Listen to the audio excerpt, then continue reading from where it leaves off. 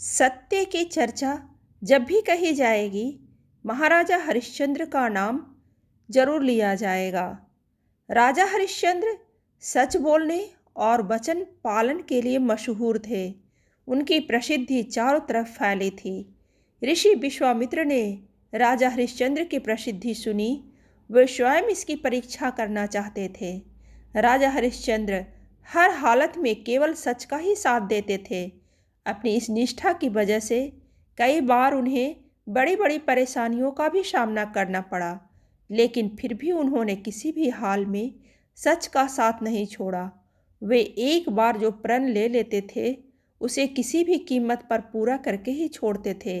राजा हरिश्चंद्र ने सत्य के मार्ग पर चलने के लिए अपनी पत्नी और पुत्र के साथ खुद को बेच दिया था।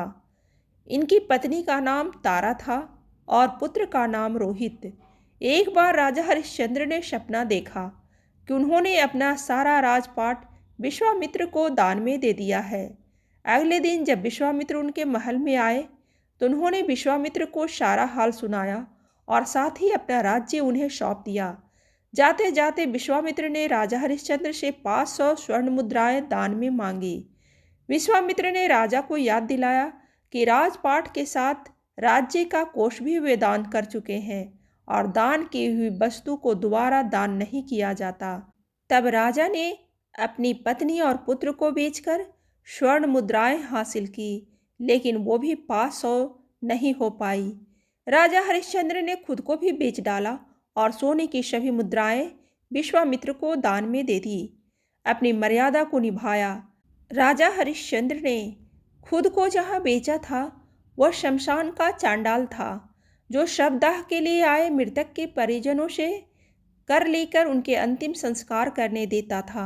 एक दिन सर्प के काटने से इनके पुत्र की मृत्यु हो गई तो पत्नी तारा अपने पुत्र को शमशान में अंतिम क्रिया के लिए लेकर गई।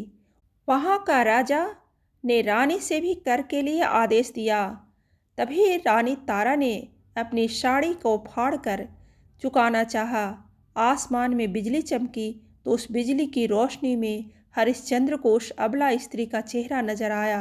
वह स्त्री उनकी पत्नी तारावती थी और उसके हाथ में उनके पुत्र रोहिताश्व का शव था। अपनी पत्नी की यह दशा और पुत्र के शव को देखकर हरिश्चंद्र बेहद भावुक हो उठे। उस दिन उनका एकादशी का व्रत भी था और परिवार की इस हालत ने उन्हें हिलाकर रख दिया। उनकी आंखों में आंसू भरे थे, लेकिन फिर भी वह अपने कर्तव्य की रक्षा के लिए आतुर थे।